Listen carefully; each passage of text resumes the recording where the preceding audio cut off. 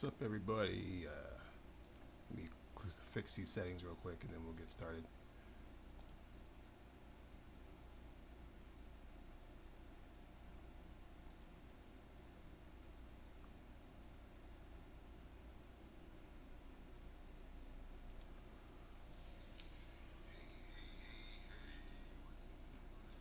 All right, so before I get started and press recording and all this stuff, I'm waiting for a couple more people to show up.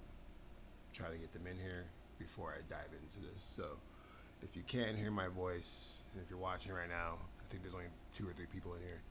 Feel free to chime in, say something. Trying to get these other people in here real quick.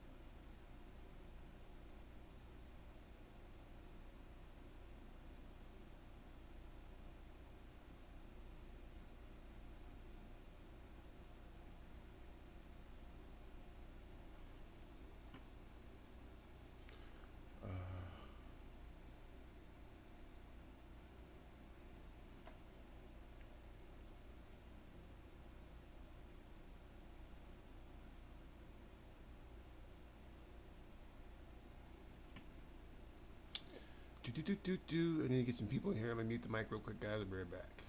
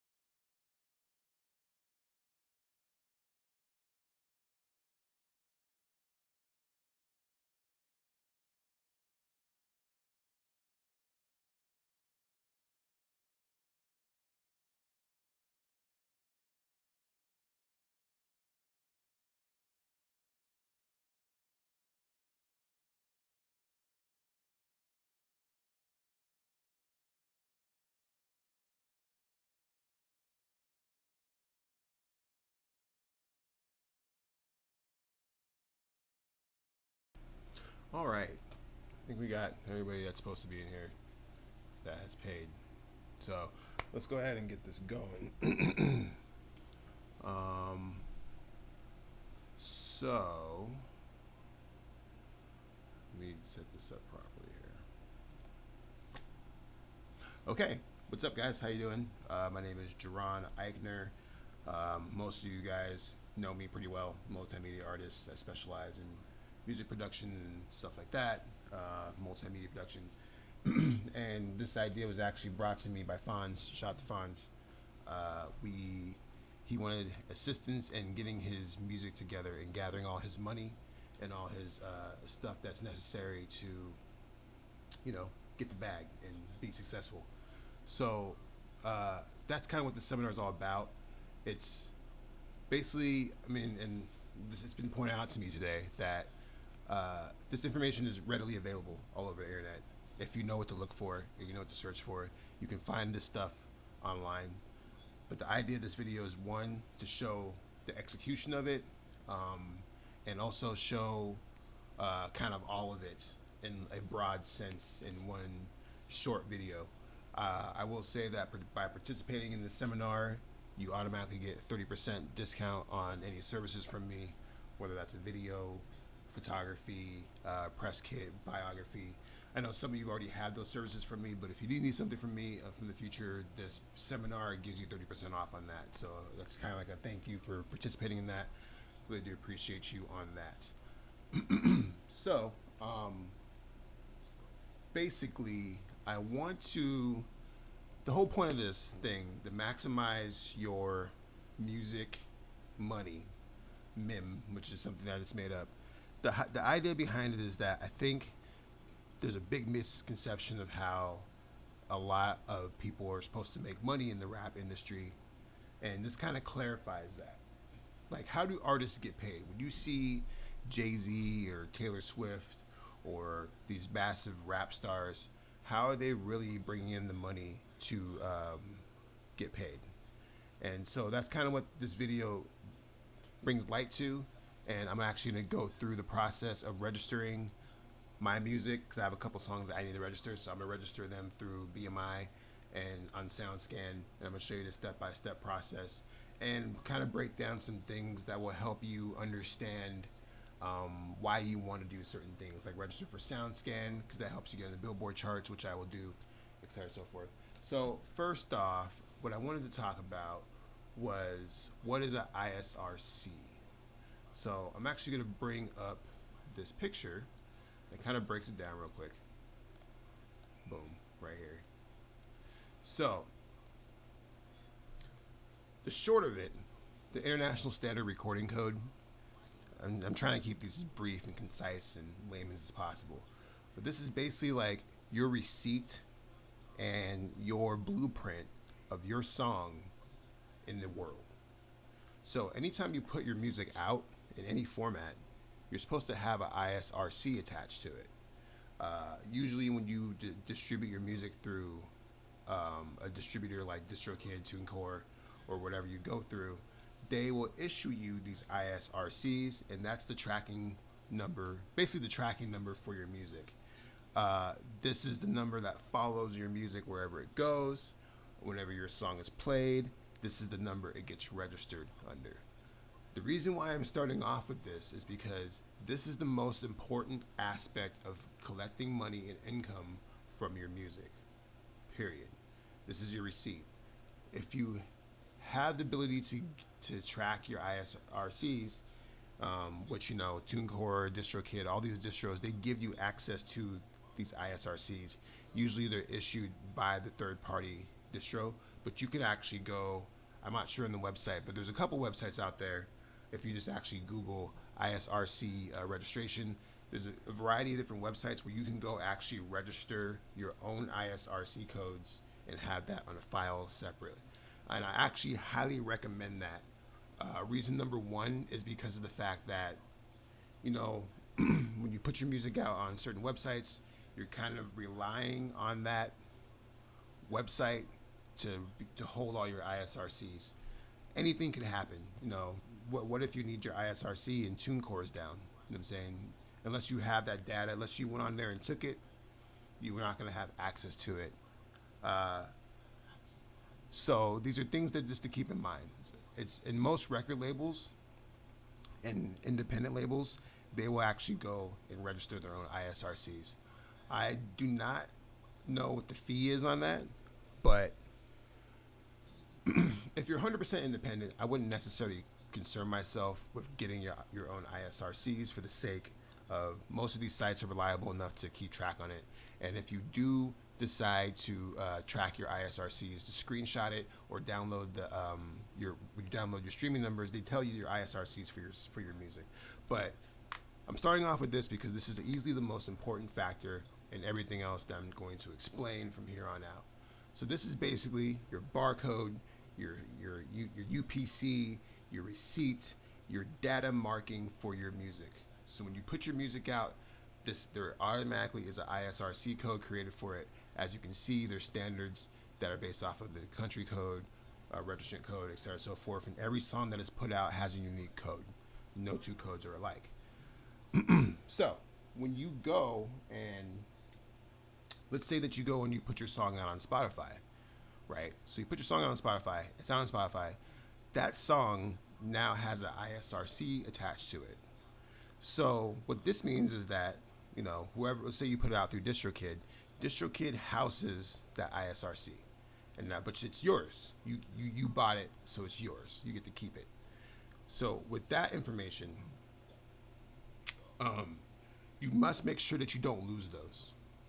Oftentimes people want to switch distribution companies. Like say if I want to switch from TuneCore to DistroKid, and I want to make sure that my streams on my Spotify page remain intact, so I don't have to re-upload my music and worry about that. When I go to transfer my information from TuneCore to DistroKid or whatever distribution site that you use, you have to transfer over that ISRC code, which they will ask you for when you upload your music.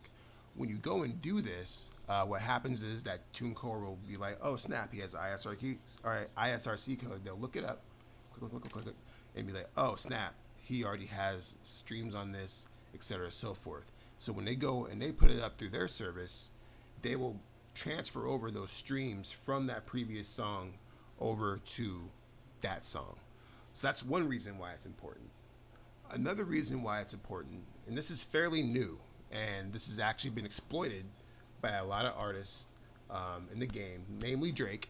Drake's the biggest offender of this. But let's say that you put an ISRC out, or sorry, you put a song out, right?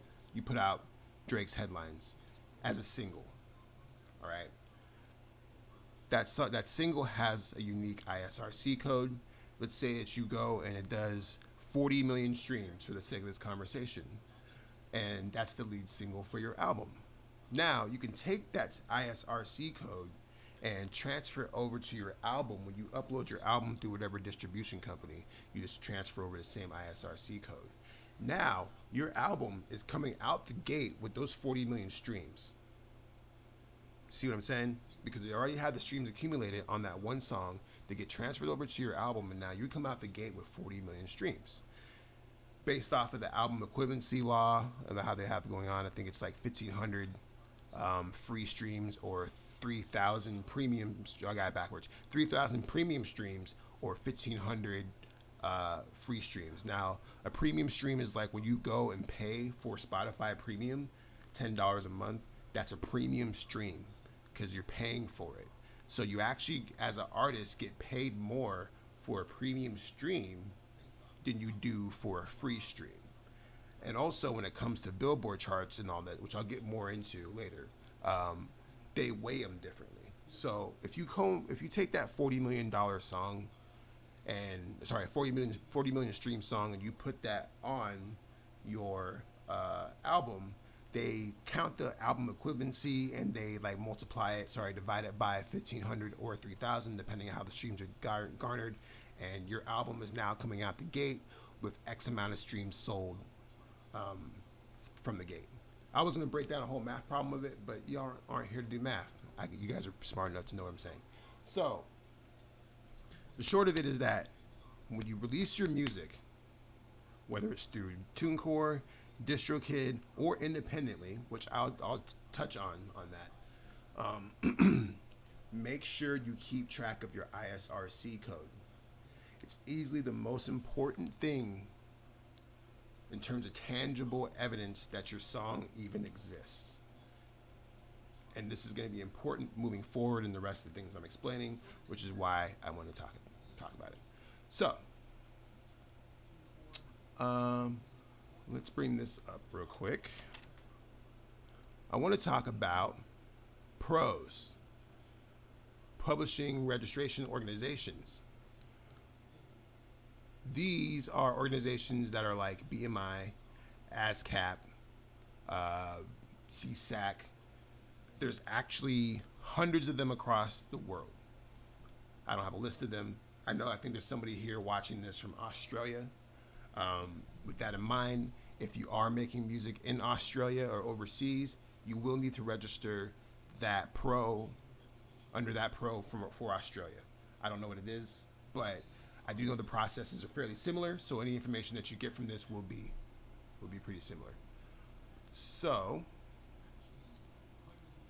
I'm trying to see here. So there's different types of pro organizations. There's three main ones: BMI, ASCAP, CSAC. BMI, these are like the American / UK based ones. And what you need to understand is that they all basically do the same thing. BMI, ASCAP, and CSAC, they all serve the same purpose. They all do the same thing. And what they do is that they collect your money for the variety of different ways that you can get paid. There's four main ways that artists can get paid musically. There's three that you should really be concerned about, unless you are a classical writer or even maybe a guitarist or a piano player, or if you play an instrument, then this fourth one concerns you. But mostly there are three that you need to be concerning yourself about. And I'm gonna break these down for you. Let me just bring up this window real quick to make sure that we are good. Cool. So these three forms of getting paid are your mechanical rights, your public performance rights, and your sync licensing rights. Now you're probably thinking, Jaron, what are those? What are these things that you're explaining to me? Well, I'm gonna break it down for you.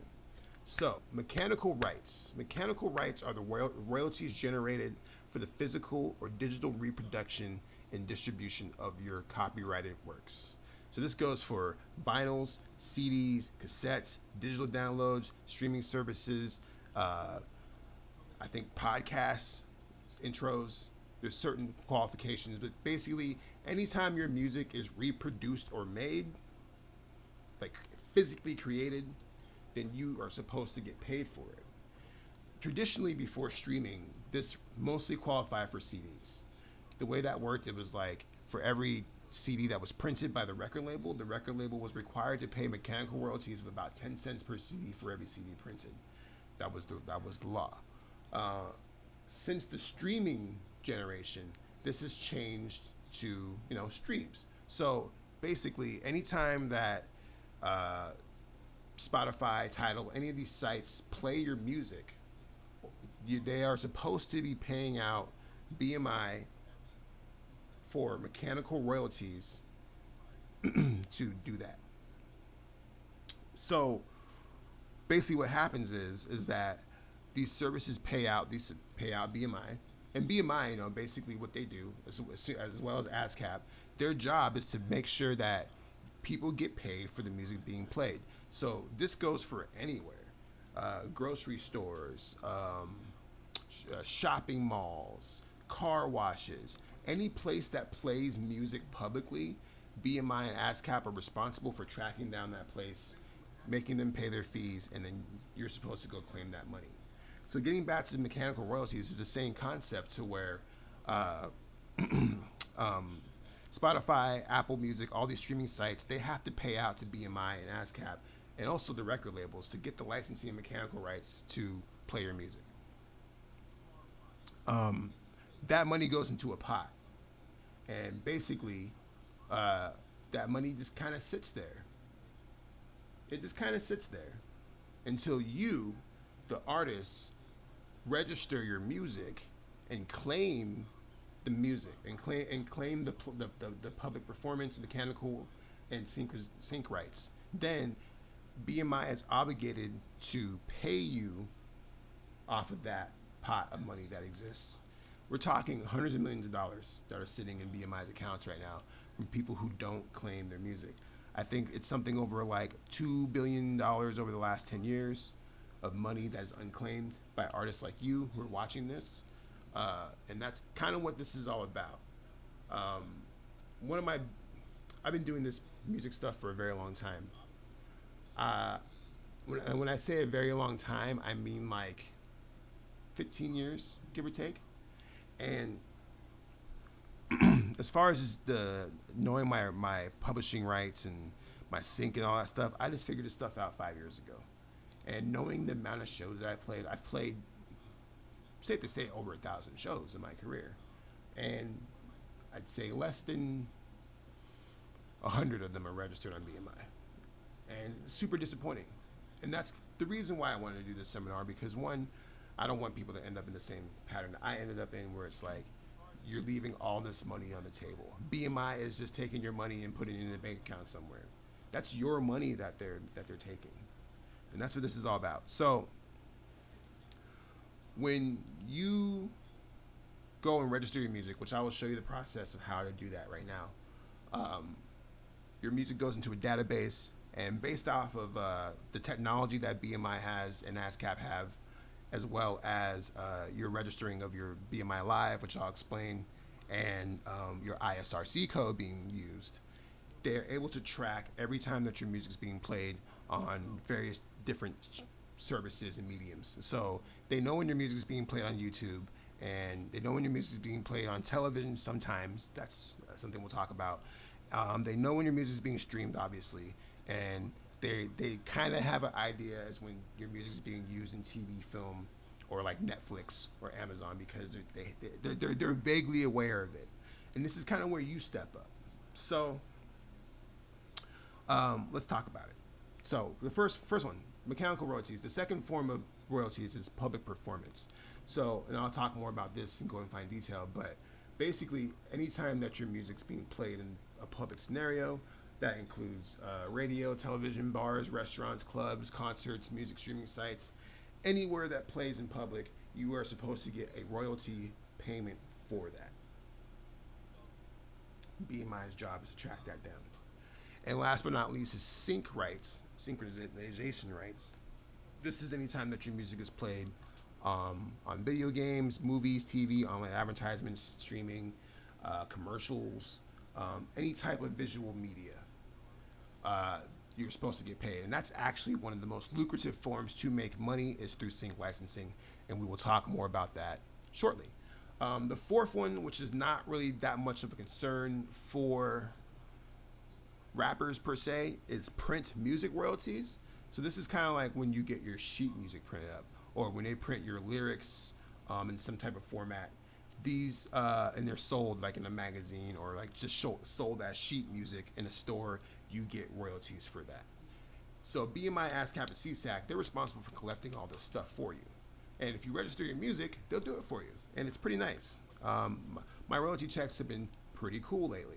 And it's because of the fact that I've actually had the wherewithal to go and claim my BMI Live and register my music and, follow through. And all this comes down to dedication. Now, there are services out there that do this for you. I think CD Baby offers a service for you. TuneCore has a service that I'm actually signed up for my publishing, which I'll talk more about. They have a service that registers you for BMI automatically as well. And these are very useful services. But the point of the seminar is for you as an artist to understand what's happening with your money, and where is it going, and how it's being distributed financially. Just so you know, because you don't want to just go sign up for a website and then they just be like, yeah, we're paying you, and you don't know why or how you're getting paid. That's what it's all about. So, let's go ahead and talk about BMI real quick. So, I was going to try and register an account live for you guys. I practiced it last night, and it takes 3 to 5 days for the account to be approved. So I just made a dummy account. But what I can quickly do is show you the process of how easy it is to make an account. You just go to BMI, and so I'll say this really quick. BMI and ASCAP and CSAC, they all do the same thing, but they all have their perks and flaws to them.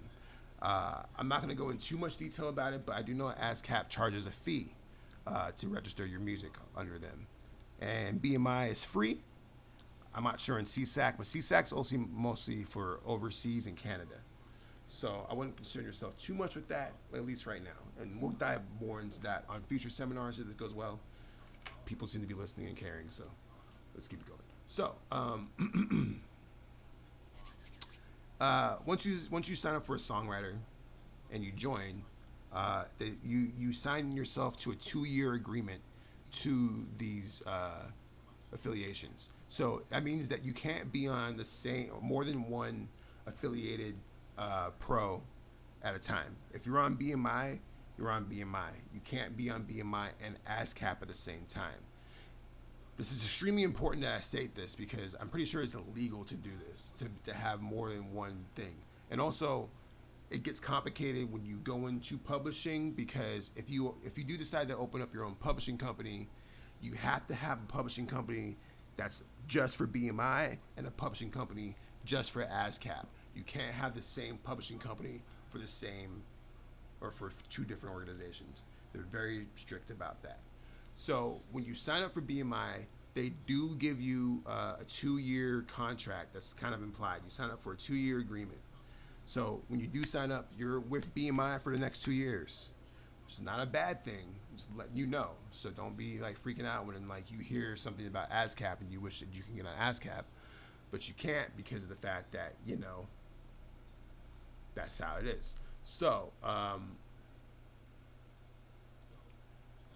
once you sign up for BMI, it takes about 3 to 5 days to approve your stuff. They ask you for basic information: name, date, address, birth date, stuff like that. Your social security number and tax information, because you are getting payments, and that's it. So after 3 to 5 days, you get approved, and then you're able to log into your account. I'm going to log into my account real quick and show you guys some stuff. So once you log into the account, make sure this is not okay. Once you log into the account, you are greeted with these options. I'm not going to show you my royalty statements because y'all don't need to see that, and it's got personal information on this. I think this is not going to show you, but you do get a royalty statement every quarter. As you can see, there's a big gap in my royalty statements because I wasn't taking this seriously enough. I was really just not being serious enough about it. I'm willing to expose that to you to show that I've made more money in this quarter than I have in these 5 quarters. I've made 4 times, 5 times, 6 times the amount of money than I have in these 5 quarters. And why? Is because I did it differently and I took it seriously. I registered all my music. I followed up on my BMI. Every show that I ever did, I registered for it, and I got it popping. So, just wanted to show you that real quick. I'm not going to show you the actual statements, but just know that they give you a statement every quarter. So every 4 months, I think it's June, September, March. I don't have to look it up, but it doesn't matter. So you go to your works catalog. These are all the songs that I currently have registered under BMI. My last album, Breaking Infinity. I have Lizzie Page's music registered on here because I am a co-owner of the music through the label. And then same with Vinny Mendez's projects, and then my previous project, Arizona Kanye. I still have a lot of music that I need to register. And ideally, I want to have literally over 200, 300 works on here, because the more you have on your catalog, the more chance you have to make money. It's pretty simple math. Yeah, these are all my different things. And if you click on here, and you see this, these are defined details, and I'll explain all these here shortly. So let's say that you put a song out on DistroKid. You're like, hey, I got my new single, Let's Get It Poppin', out on this DistroKid. Let's get it poppin', right? And so you put it on DistroKid, and I think a lot of people feel like that's it. And this is actually, I'm not trying to go on a tangent, but the reason why DistroKid is so popular is the fact that one, it's fast, and two, it's cheap. However, in terms of services offered, DistroKid is actually the worst. And what I mean by that is that other services like TuneCore and CD Baby, they will register your music for you for BMI. I think some of them, I know that AWOL registers you for SoundScan automatically, and also Harry Fox, and also a bunch of other stuff. A lot of these sites will do this automatically for you. It might cost a little extra, but it's so worth it on the back end, especially with the CD Baby feature, because they will totally just like do it for you and you just get paid for it, and it's awesome. But with DistroKid, when you register your music, the only thing they do is put it on the services that stream. That is it. They do not register you for SoundScan. They do not register you for BMI. They do not do any of that. Sound Exchange, any of that stuff. That's you. That's all on you. You got to take care of that on your own. So that's one of the big cons of using DistroKid, is the fact that they don't take care of that for you. So these are things to consider. Just wanted to point that out. So let's say you decide to put your stuff on DistroKid, and now you're like, hey, I need to register all my stuff. So I'm actually going to register, what song was I going to register? I was going to register a song of mine real quick, just to show you the process. I don't know what song I'm going to register, though. Oh, I'll do Cousin Knit Slap, because that will actually help me show you splits, too. So I'm going to register Cousin Knit, and I have a song together called Slap. I made the beat. It's pushed through the label. I actually own the rights to the song, and so I'm able to register this song through my catalog, and I'm going to give him his writing credits on that, and et cetera, so forth. So I'm going to show you guys how to do this real quick. Y'all still in here? Let me check. Oh shit, you're still in here. Tight. I'm gonna edit this, so I'll cut out the curses and the ums and stuff. But thanks for watching, though. You guys are tight. So I'm gonna register Cousin It's Slab, and this is basically a song that we put out last summer, and it is dope. So sorry, I was checking a message real quick. So add new work, and when you go on here, when you already register, like when you first make your account, they will assign you your number. They will assign you a number, which is called, I think, your CPI number. I'm gonna have to double check what that's called, but this number is basically the same thing as your ISRC concept, that this is your blueprint as an artist in the world of publishing. This is how they know you as. And it's attached to your name. You can actually look up artist repertoires, meaning you can look up any artist's catalog on BMI. I can actually show you that real quick. Let me show you that real quick. So if you go to BMI, and you go to here and go to BMI repertoire, make sure you guys can see this, and you go songwriter, you can actually look up any artist that you want to, and you can see their catalog. So there's the same catalog that you guys saw from before. So that's my catalog, and you can look up anybody. Like, one of my favorite artists is Donald Glover, and sure enough, he's trying to end his agreement. That's interesting. I have to do some research on that, see why he's doing that. But you can look up someone like Donald Glover and see his entire catalog for every song he's ever put out. It's pretty cool. This is interesting because what this is right here, this star next to Redbone, This means that he had a hit single, and you actually get bonuses for hit singles. I think if you get a certain amount of streams, you get a bonus. If you are in a certain percentage of most streams, you get a bonus. I think you get a bonus for a radio play. If you get played on the radio a certain amount of times, you get a bonus. You get a bonus for number of downloads. Like if you get a certain number of downloads within a certain quarter, they give you a bonus. There's a lot of things that people don't know about. A lot of independent artists, to be honest, don't really need to worry about this, because if you're doing if you're in the top 25% of streaming in the world, then you probably don't need this seminar. Feel me? But if you do, that's tight. I appreciate you watching. So you can look up anybody's repertoire. This is very useful, especially when you do collaborations with artists. So if how you're supposed to do it is, if you collab with an artist and you, like, say you have someone hop on the verse or whatever, you have to make sure to get their BMI work number, because that BMI work number is basically their stamp. And then when you go to register the music, actually I can't register Cousin Ed's song because he actually doesn't have his BMI set up yet. We were talking about this today. So I'm going to register. I'm looking at my Spotify real quick. Give me a quick moment here and see what songs I can register. I'm going to register. We'll do Book of Jaron. So,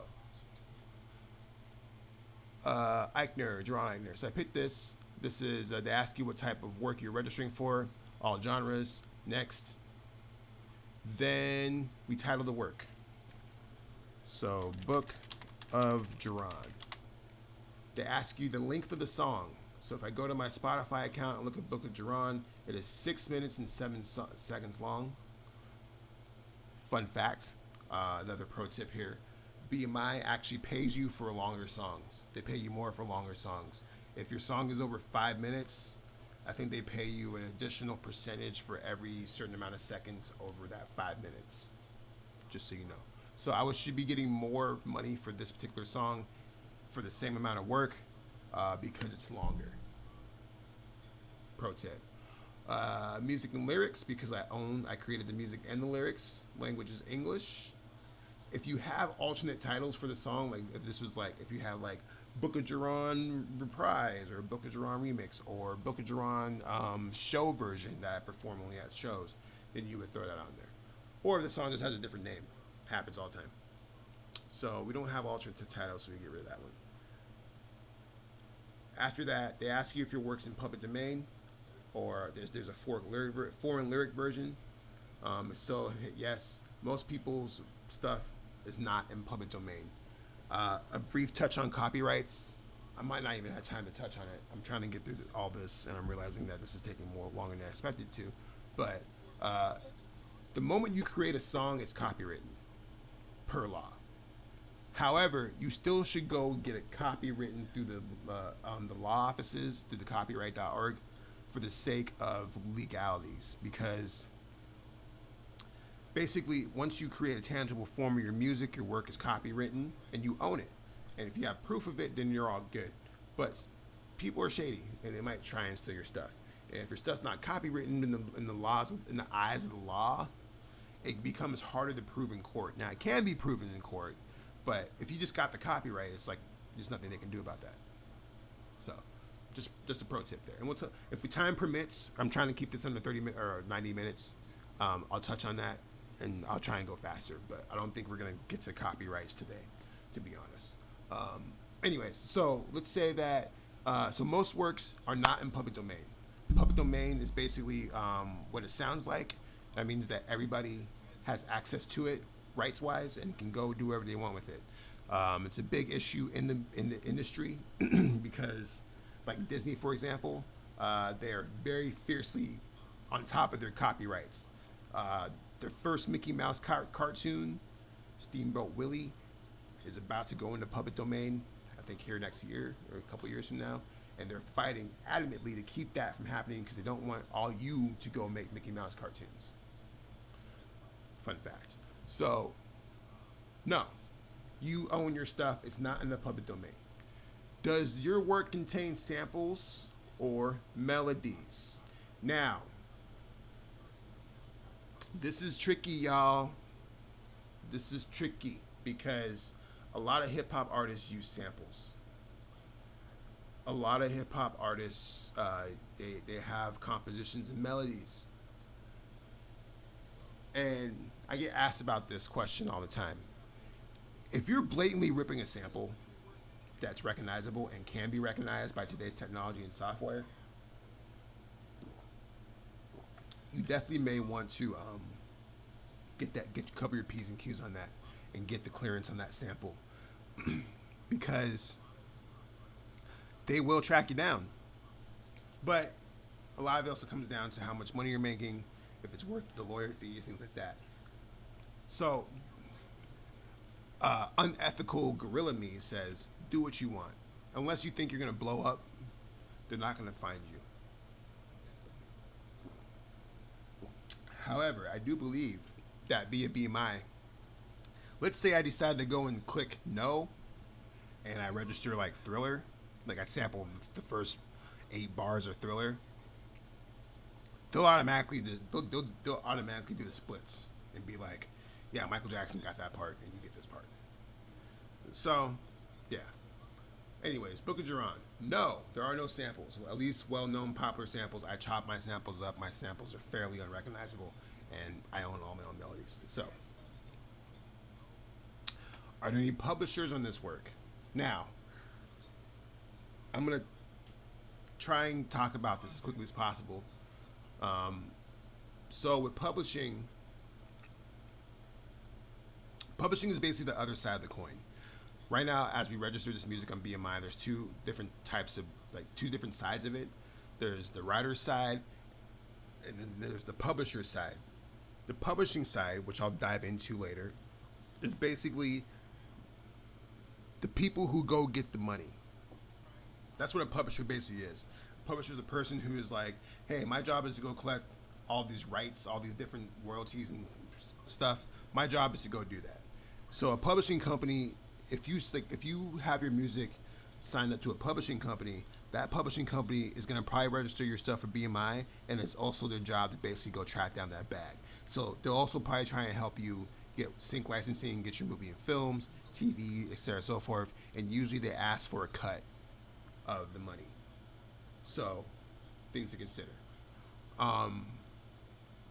If you do not have a publisher, which most independent artists actually do not, then you get to claim the full 200% on your money. Okay? So, I don't have a publisher. If you want to be a publisher on BMI, I think it's like a $500 fee. And you have to come up with a unique publishing company vanity name for your company. So let's say if I want to make a publishing company, I would call it like Black Guy Publishing or something like that, LLC or whatever, and that would be my publishing company. Once I create that publishing company, I can bring other artists on and claim their publishing through my company. Now, as a record label, you can kind of do the same thing. So through a record label, I'm able to claim this artist's writing per the contract of the label, but it's not quite the same as a publishing company because a publishing company doesn't have the contractual obligations that a label does. There's a lot more involved with a record label, but a publishing company is like basically their job is to go track down the bag. Their job is to go get that money for you. And we'll talk a little bit more about that in a second. But if you're an independent artist and you're just here by yourself, then you do not have a publisher. And you get to claim the full 200%. Yay! All the money goes to you. Yay! And there's obviously, like when I say that, like there's obviously clear perks to going to a publishing company because and I was just having this conversation today with Cousin Knit about how it's really hard as an independent artist to be able to track down a music supervisor and get your movie on the next Avengers film. You know what I'm saying? Like, that's what these publishing companies do. They have relationships with these peoples and these studios and these films and these Netflixes and all this stuff. They have relationships with them, and their job is to push your music in front of them to get it on these channels, and then they take a cut of it and pay you. And usually that cut's fat. Like, we're talking like thousands of dollars, tens of thousands of dollars, some cases hundreds of thousands of dollars. And all this depends on what movie's looking for what song, and they really want high quality music that can reach a lot of people. So, anyways, no, if you're an independent artist, you do not need to worry about publishers. No, you're going to claim your entire 200%. So, also feel free to ask any questions in the comments, or if there's something that you need me to gloss over more or dive into, feel free to ask and type the comments. I can see the comment section, so feel free.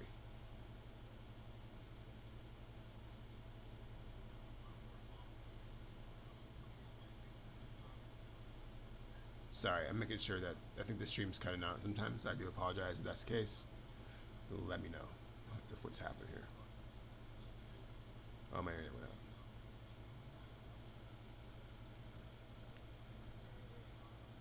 So,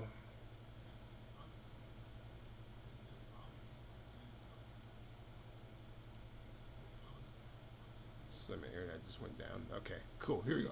All right. So you said that you're not, you don't have a publisher, so no concern there. So now you have to pick your writer. As you can see, I have a bunch of writers on here because I've been registering people that's under my label with registered to music. But I am Jaron Ikner, so I'm gonna register me. I have 2 accounts. Why? Because when I was signed to a record label back in the mid 2000s, they registered me for BMI. That deal fell through, and they actually went defunct. So I had to make my own BMI account. I don't really have access to the account. It's low key depressing, but that's why you don't sign record labels. It's record deals with shitty labels. Anyway, so I'm Jaron Ikner, and my role is that I am the composer and author of this music, meaning that I made the beat and I wrote the music. It's all me. Writers share. Now remember, I don't have a publisher on this song, so it's all good. And we just go 200%. Now, this is where I'm going to show you an example of a split real quick. I'm not going to split this because I'm the only one who did it, but I'll show you an example of a split. Let's say I did this song with Joseph Bills. I'm going to go over here, and can you guys see the screen? Hold up. Hala. Let me do this real quick.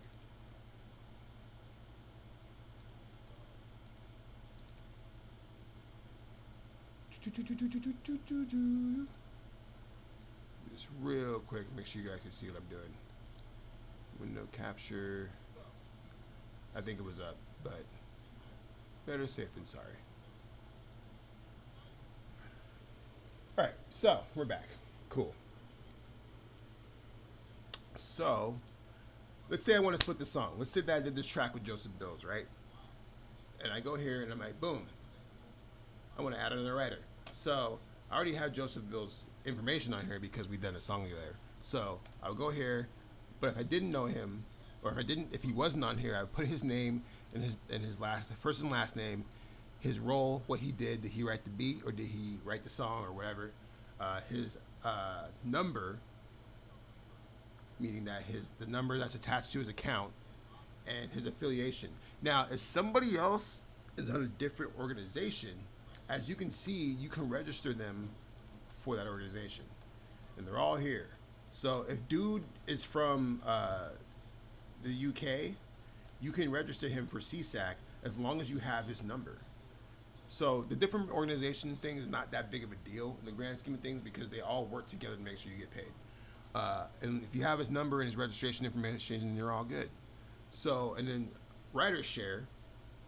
So basically, because the publishing is also on the table, we have to split the publishing as well. So instead of it being 50%, he would actually get 100%. Right? Next. Oh, wait. So yeah, if I do Joseph Bills, 100% of the share, which is a split of 200%. Keep that in mind.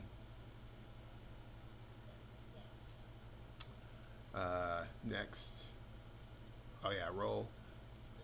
He helped me make the beat and he helped write the song, right? So boom, now he's on there. And now I'm going to have to go back and change the share because It can only equal 200%. It can't be over 200%. So I'll have to go back here and change this. But you can add as many people as you want who are involved in the writing process and creation of the song. You just have to make sure that it equals up to 200% total. If it doesn't equal up to 200%, they'll tell you and you can't register the song. So we'll delete Joseph Bills real quick because he doesn't need to be on here. And once you have all your writers figured out, and this also includes like your producers or anybody who was involved in the creation process of the song, they need to basically be registered properly on this. Once you do that, you hit next. They'll ask you, are there any artists on this song? Yes, there are. Are there any recordings of this song? Yes, there are. Was this work created for film, TV, theater, or music library? Very important question, because let's say that you made a song for a movie soundtrack or for a TV show. Like maybe you did the intro to a TV show or something like that. This is where you would do this. And what this does is that this prompts them to be like, oh snap, he has music in film, theater, and TV. We should probably look that up to make sure he gets paid. But this particular song is not attached to anything, so we will say no. Actually, that's not true. It's actually not true. Now I think about it, this music is attached. So we're going to say yes to this one. I'll show you that real quick. So hit next. Now they're going to ask you, break this all down for you. They either want your real name or your band name. So my band name is Black One. Although I am changing my name. So we're actually going to do Jaron Ikner on this one. Jaron Ikner. That's me. I can add Black One on here, which I think I will. Black One. Oops. Black One. All right. Next. Format. This is a single. Recording title. So this is the recording, the name of the recording. This is called Book of Jaron. Release date. Next. Let me look that up real quick.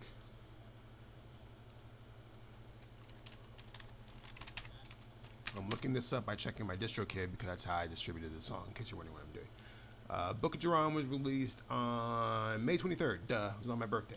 So, May 23rd. Okay. Was this released by record label? Yes, I have my own record label, Star Trek Multimedia LLC. I don't do catalog numbers because I probably should, but I don't. But this is mostly for this tracking all of your catalog and having it all organized and for distribution. But I don't really do that, so whatever. Cool. And intended purpose. This was actually some of this music was actually used in my film Continuum, which is on Amazon Prime and YouTube. So I'm gonna tell them that it was on. Now you can see I already registered some of this music. So tight. So now they know that that music was on that film Continuum by me, that I made it myself because I'm smart. And so you can have, now they know. They're gonna go look at that, look at the streams, look how many people is exposed to, and pay me out for that. Tight. So this all looks good. So now I hit next. They're gonna probably give me a little recap here, which basically breaks down everything that I filled in, number, share, etc., so forth, what it was used for, any additional notes that I may feel like they need to know about the song, but I don't need to put that in.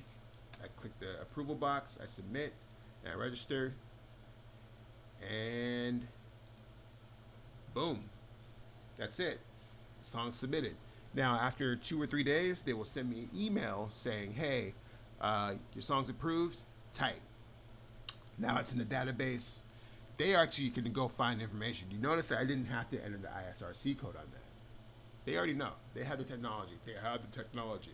So, now what, right? I just went ahead and registered that song. And as you can see, that took, I am doing a step-by-step tutorial, but that took a little bit of time. You know what I'm saying? If you have a lot of music, it can be a little bit exhausting to go through and do all this stuff. Which, I think that's kind of the point, because, the less people that do it, the less likely people will be figuring it out. You know what I'm saying? So, and that's less payout, more money in BMI's bag. That's your money though, your money. So now that the song's registered, I will be getting an email from them, and they'll be like, "Hey, your song's registered," and I'll be like, "Hey, tight. Now what do I do?" So what do you do now? Let's go back to BMI real quick and go back to this main page. So once your work is registered, it will be in this database, right? Oh, that's not the right one. Once your work is registered, it will be in the works catalog. It'll be right here along the rest of your songs. You can click on it, tell you all of the shares, etc., so forth. It's all there, right? But you have this thing right here called BMI Live. Now, this right here,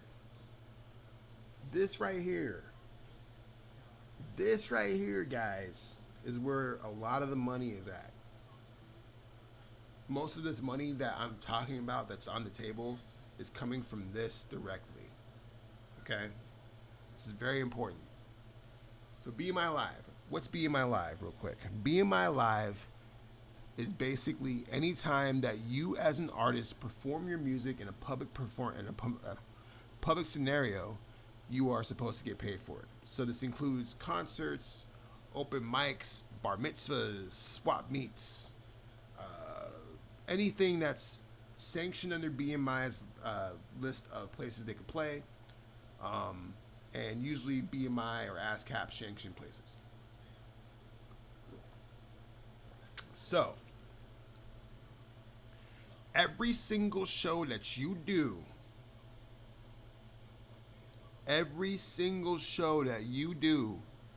as an artist, you should register for BMI Live.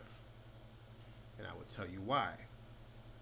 The reason why you want to do this is because every 3 to 4 months, they will pay you directly for these shows.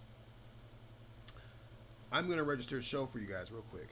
Let me think about this. I just did a show with Lizzie Page at, I'll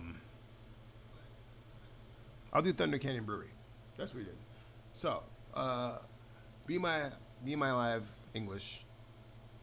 Oh wait, I already have it on here. Dang, I'm already on top of it. So let's do the press room, because I did a show with Lizzie at the press room. So I'm going to add a performance on here. Event type. Concert. Select performer. Starstruck.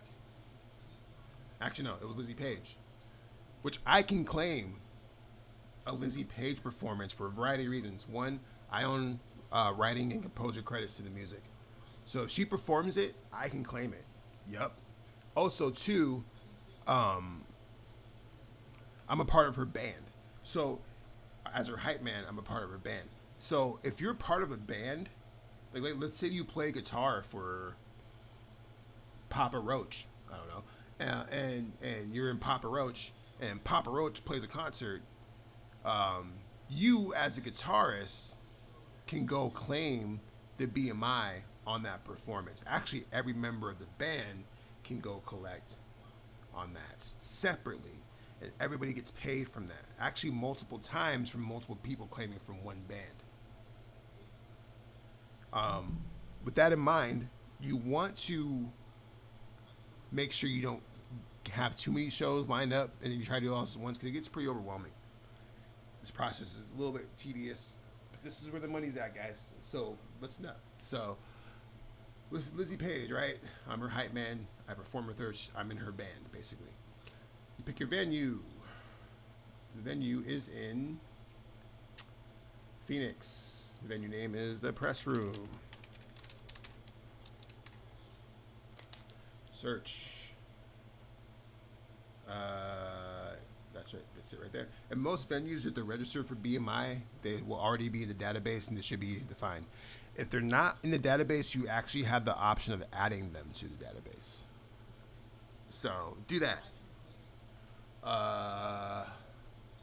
Cool. So you hit next, and then they ask you what date, and I think that was When did she do that show? That was August 8th. And it was Raw Presents. A Raw Natural Artist Presents. This is basically the title of the show, and they want the promoters. Raw Natural Artist. The show was called Arise. Arise. And it was put on by Raw Natural Artists. In attendance, there was over 1,000 people. So, and as you can see, there's ranges here: 0 to 250, 250 to 500, 501 to 1,000, 1,000, etc., so forth. These ranges dictate how you get paid. So, the more people you're exposed to, the higher your BMI payout will be. Now, I wish I knew the conversion rate. I've been trying to do the math on it. But my last royalty check had some pretty fat bags on it for particular songs. But that was also because I did play events with Lizzie that included the Arizona Hip Hop Festival that had, 15,000, 20,000 people. The Full Moon Festival, which probably was close to 5,000 people. These are events that have a lot of people, and therefore you get a lot of bags. So the bigger the show you play, the more money you're entitled to through BMI. So, yeah, cool. Was there a ticket charge? Yes. This also determines how much you get paid, because I do believe that if there's a ticket price cover at the show, it entitles you to more money. I actually have to double check that one to be 100% sure on that. Cool. So, next. Yeah, we're definitely not going to get to everything on here tonight, so we probably will do another seminar here soon, just to get all information out. So, now, once you get that going, as you can see, Book of Jaron's right here. But I can add it looks like, if I really want to. But I didn't perform that song. I did perform these songs with Lizzie, though, which includes Greedy, Pink Lemonade, Tips, When You See Me. Oh, why they're not adding here? These are songs that I performed with her, right? You can add as many songs as you want to, because I don't necessarily want to say that. And I actually have this moralistic debate with some people, because basically there's no way for them to be able to actually identify what songs you played unless they know your songs. So you could theoretically put as many songs as you want, as long as it makes sense. You know what I'm saying? Like, if I threw Into Diamonds on there, or Love Everyone, I don't think that they're gonna be like, ah. And there's no proof or evidence that I did or did not perform those songs. So,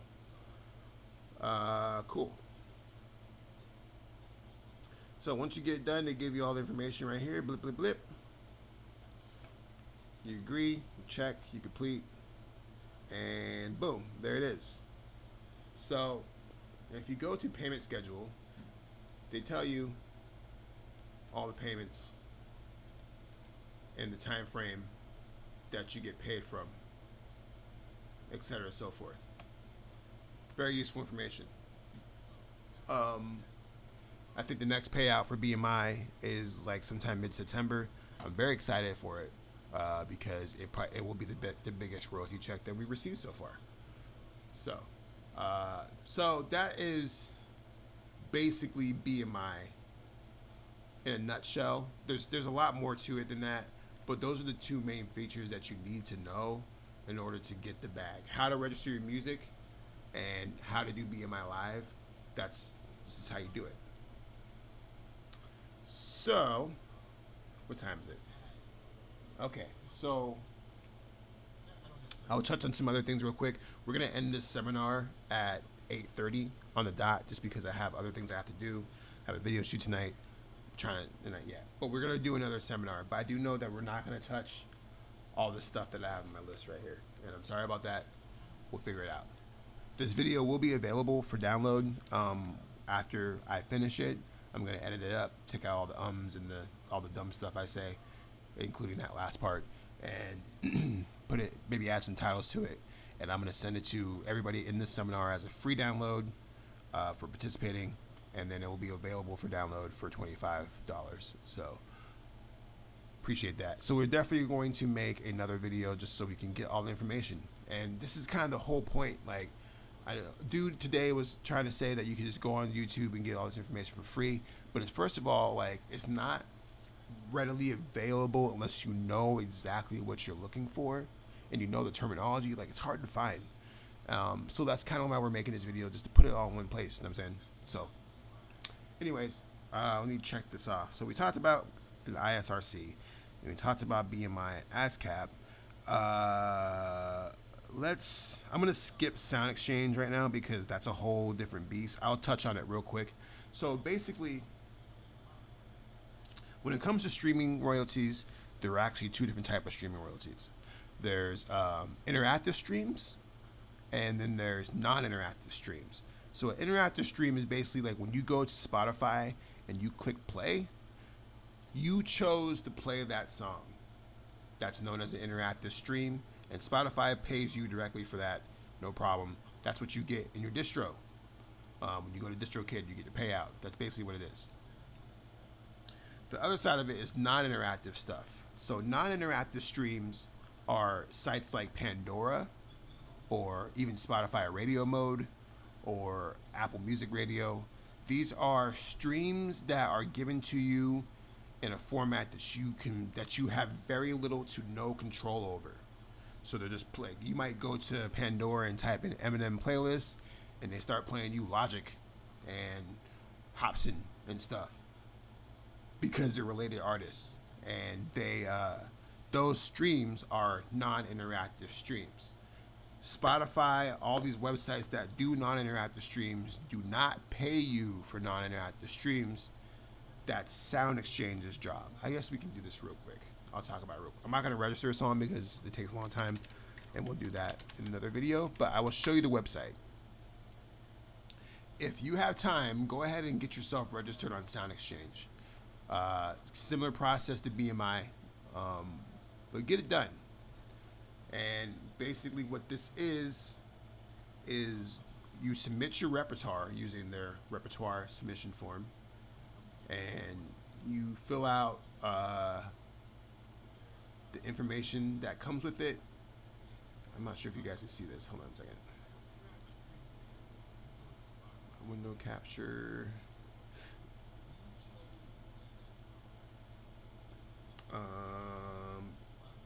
Here we go.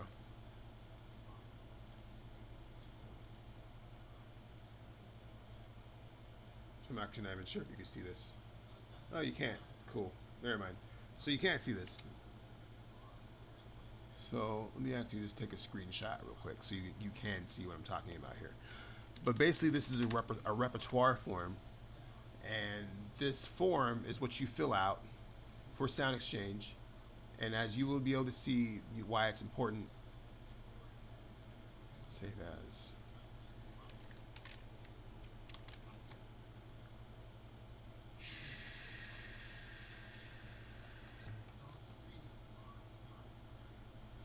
So,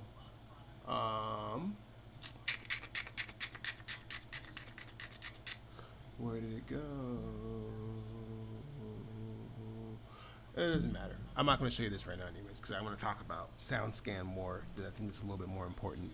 But in the next video, we'll talk about Sound Exchange. And I think what I'm going to do for that is that everybody who's already watching automatically gets a free entry into the next video that we do. So congratulations on that. You guys are just a part of the seminar, and we're going to probably do multiple episodes of this. So I'm realizing that this is just a lot of information, man. It's a lot of information, and I want to make sure you get it all.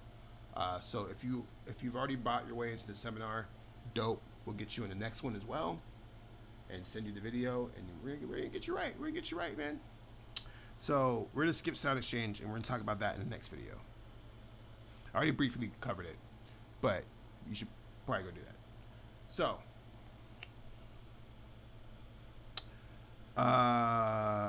SoundScan. So let's go back to the analogy. I went and I put my song out on DistroKid. I got it registered on BMI. I got my BMI live because I performed at Tempe Tavern or wherever the fuck. and I'm doing all right. I'm doing good. I'm doing good. Life is good. But I want to get bigger. I want to get on the Billboard charts. I want to do it. So this is how you do it. The Billboard charts are actually monitored by um, the Nielsen ratings. Yes, those Nielsen ratings, like the TV Nielsen ratings, like the rating system that all these TV shows, like the rating system, they're the ones who monitor the Billboard charts. Their company is known as SoundScan. Now, SoundScan is basically just like what I described it as. It's a registration for them to track sales and ratings of your music, basically. So let's do a Nielsen SoundScan title registration. Cool. So when you register your music for SoundScan, it goes into a database, and now all your sales are being tracked. And if your sales sell a certain amount of numbers within a certain parameter, then you will chart. And there's like 120, 140 different types of charts out there around the world. I think every country has their own charts. And then there's also like hot streaming charts and independent heat seekers east, independent heat seekers west, etc. so forth. There's a billion charts out there for you to get on. It's not just like one chart. If you can get on the main chart, the Billboard 100, then you're probably doing well, and you probably don't need this video. So, if I recall correctly, SoundScan needs 2 weeks to get your music into their database. This is actually something I just learned, because I thought that you could just register the day before and they would go in. And it turns out that's not the case. And a lot of my music was not getting counted on SoundScan as a result. You have to get that 2-week window. And this is why preparation is very important, because as you see here, they want your UPC code. This is just for album singles. They want your UPC code. Now, UPC code is basically the same thing as your ISRC code. It's not the same number, but it's the same concept. If you go to your DistroKid or whatever, let's go to my DistroKid real quick. I should be able to log in. Ignore this message. We're letting that shit die. So, if you go to Book of Jaron, you have this number right here. This is your UPC code, or your sales number for your projects, right?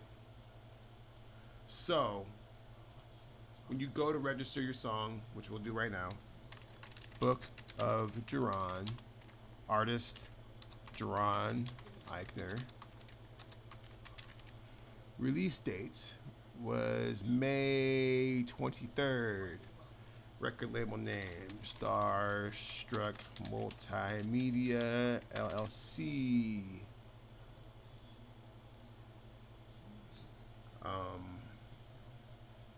Abbreviation, we'll just say Star.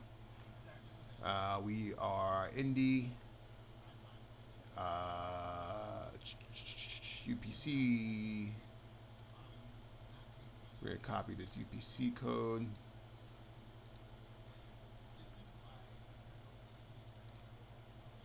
Cool. Oh, I need to state this. So, in order for SoundScan to count your sale on their charts, there's a couple of parameters. One, the product has to be more than $3. If it's less than $3, it doesn't count. And two, I think it has to be registered, obviously. Duh. So, but it has to be over a certain price for sure. It has to be over $3. If it's not over $3, it doesn't count. So, let's say that I put this up on Bandcamp and I may name my own price. Cool. I know that I'm selling on Bandcamp for $10. Actually, no, I'm not. This project, this is a single I'm actually selling it for $3 because I want to chart. So this is something to keep in mind because singles work a little bit differently with that parameter of the $3 thing. Like downloads, the 99-cent downloads, those count. This is mostly just like about album sales, and if your album has to be over $3.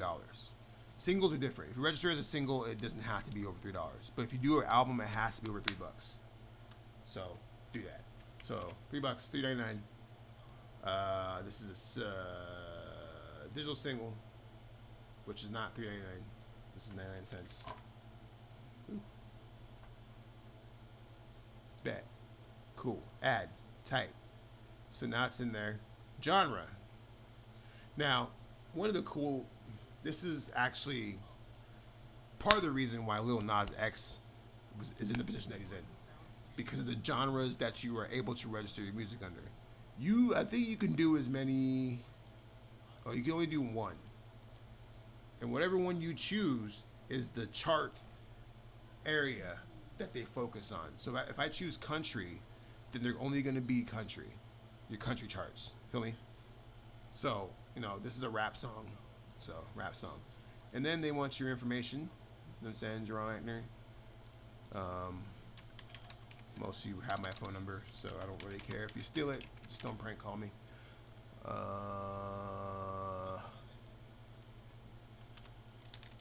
And then once you do that,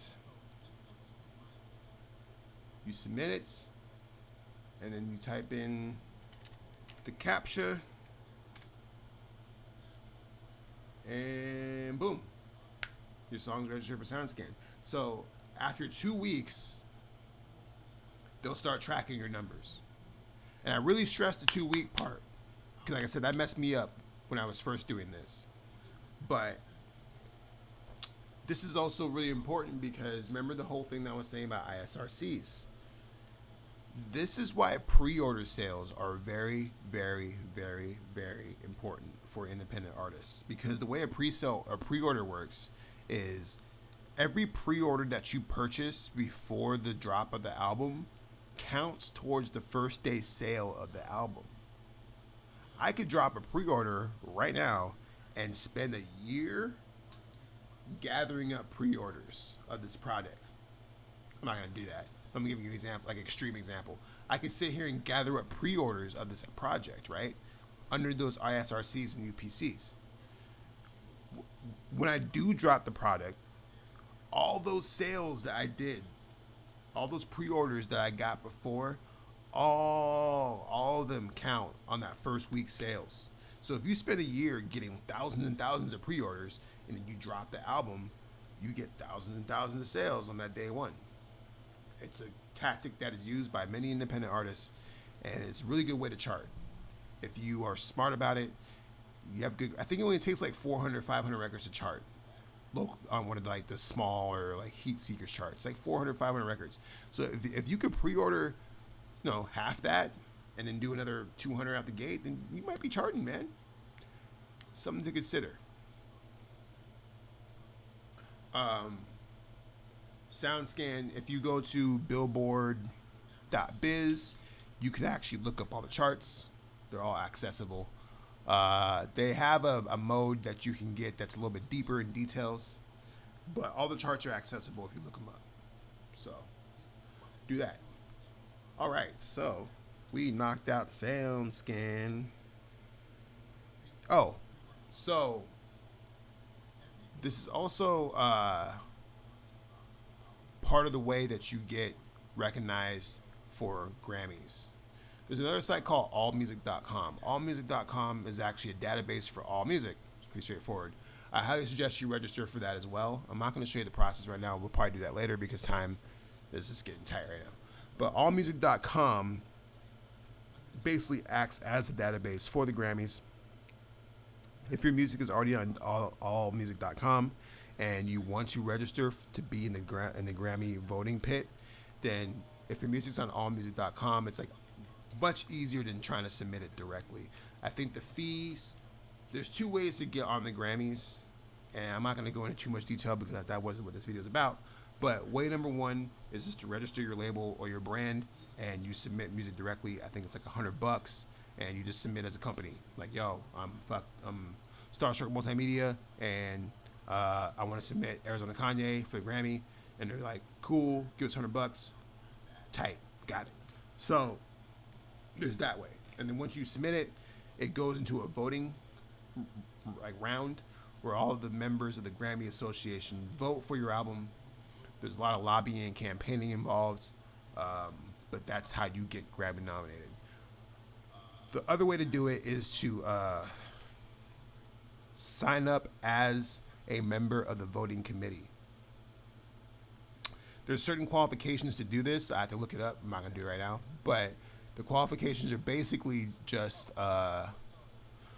do this, do that, have a certain number of songs out, have a co-sign from somebody in the academy, and I think there's a couple other, like you have to have some type of prestige and clout in the area of your region to get considered. Once you are in the voting academy, I think you get free submissions to, or maybe 1 or 2 submissions to put your own music or whoever else's music into the voting pit to be considered for Grammy nomination. So it's important because if you have all your P's and Q's together with your sound scan and your BMI and your sound exchange and your all music and all the stuff that I discussed in the video, it's more likely that Grammy will be realized because you kind of need all that stuff to just impress people enough to want to care about voting for your stuff. So it's important. Cool. So we got through that. So there's a couple of topics I didn't get to talk about tonight. I wanted to talk about copyrights, and I wanted to go into fine details on sync licensing, but we will not do that because we are getting close to the 90-minute point, and we're going to go ahead and take a break for tonight. Blunt Club's tonight, yo. If you're out tonight, go to the Blunt Club. I might not be there. I got my own problems to worry about. But go to the Blunt Club. It's like the best hip-hop night in Arizona, period. The who's going to be there. This is mostly for Arizona heads. If you're not from Arizona, you don't know what I'm talking about. But just go. Anywho, we're going to go ahead and wrap this first part of the seminar up. And as I said before, we are going to go ahead and do a part 2 to this seminar. And everybody who's already in this seminar currently will get an invite to come back and watch part 2. This video, once I edit it, will be available for download for everybody who's in the seminar as well. You guys are also on the mailing list to receive updates and news from Starstruck. And then also, if you participated in this seminar, you get 30% off any services from me, which includes like videos, photography, press kits, whatever you need. So with that in mind, I appreciate you guys watching this. This has been dope. I really enjoy sharing this information with people. I appreciate you guys buying into it. It means a lot to me. We're going to figure out the fine details in the next one, because this one was kind of spur of the moment, admittedly. Like, Fonz and I came up with this idea yesterday, and we figured we launch it today. But the next one will have much more lead time into it. And, tell your friends, because I definitely think that we got something cool going on here. And we're going to find some ways to keep this going in ways that are productive for everybody. You know what I'm saying? So thank you for watching the Maximize Your Music Money Seminar. Part 1, I promise we'll be back with another part. One love to you and yours. And we're out.